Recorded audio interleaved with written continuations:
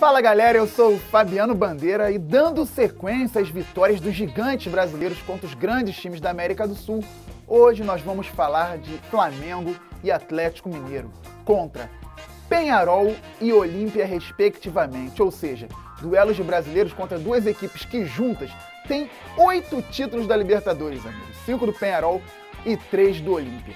Sobre o Flamengo vamos falar de uma semifinal marcante, Copa Mercosul de 1999. E sobre o Atlético Mineiro, um título muito especial, a final contra o Olímpia em 1992. Fiquem atentos aí que vocês vão entender essa história.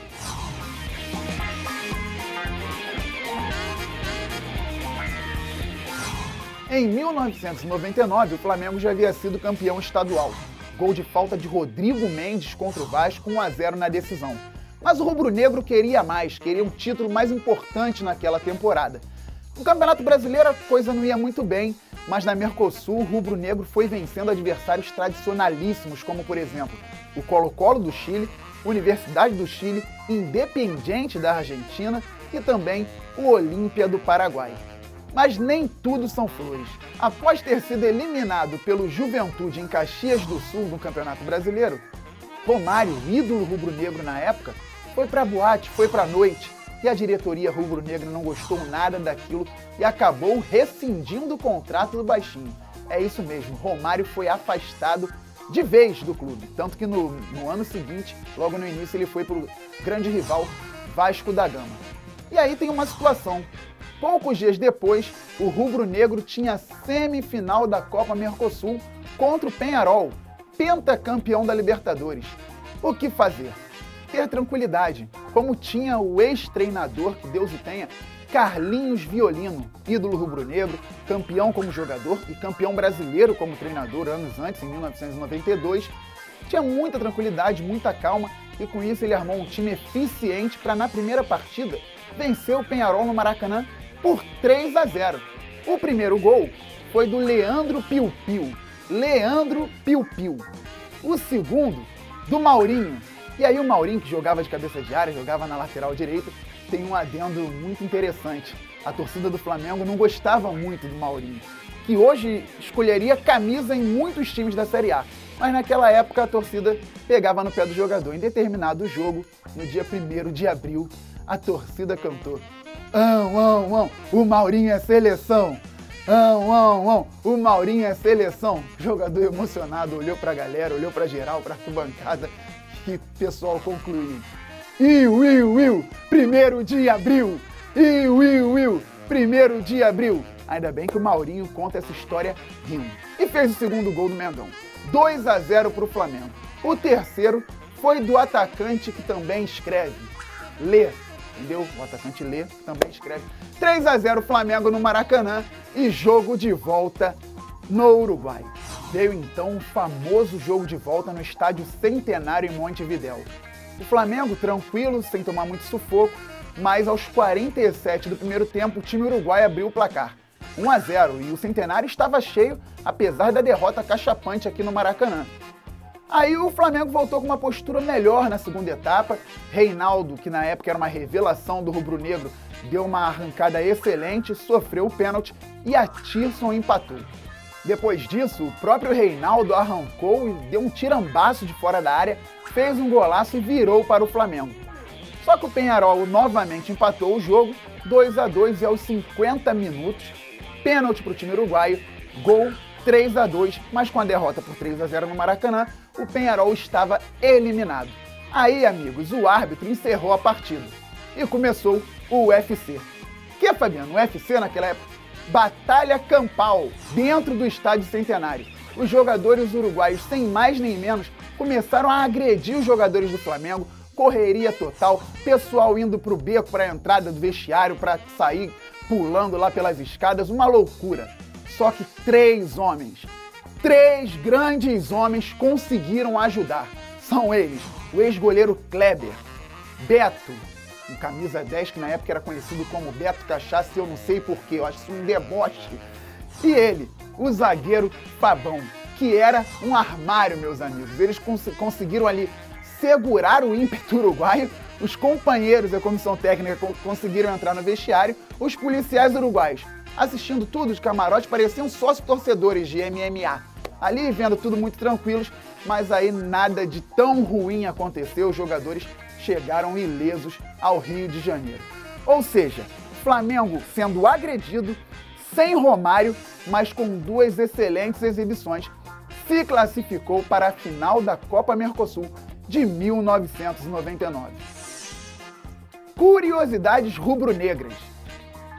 O Flamengo aplicou goleadas acachapantes naquela campanha, que culminou com o título depois contra o Palmeiras. 4-0 no Colo-Colo do Chile em Santiago, 7-0 na Universidade do Chile no Maracanã, os chilenos devem ter a raiva do Flamengo até hoje, e 4-0 também no Independiente de Avejaneiro. Mesmo tendo sido afastado do rubro-negro antes das semifinais contra o Peñarol, Romário foi o artilheiro daquela edição da Copa Mercosul. O camarada era gênio, fez 8 gols na campanha.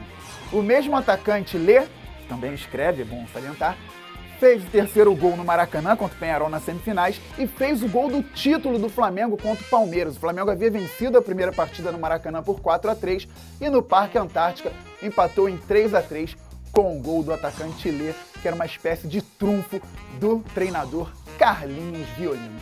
Flamengo campeão da Mercosul de 1999. Agora vamos falar a respeito do grande título do Galo sobre o Olímpia. A vitória por 2-0 foi fundamental no Mineirão. Foi mesmo, Fabiano. Poxa, aquele gol do Leonardo de cabeça e as defesas do Vitor. Não. Tô falando de 2013, não, meus camaradas. 2013 foi logo ali. Tô falando da final da Copa Conmebol de 1992. É isso, o Olímpia, ele é freguês do Atlético Mineiro em finais. Perdeu em 92 na Conmebol e perdeu em 2013, agora mais recentemente, na Libertadores. Fabiano, o que era a Copa Conmebol? Muito simples. Era uma espécie de Sul-Americana, que é atual, mas ainda mais difícil, porque naquela época, o campeão brasileiro, por exemplo, o campeão da Copa do Brasil, iam diretamente para a Libertadores.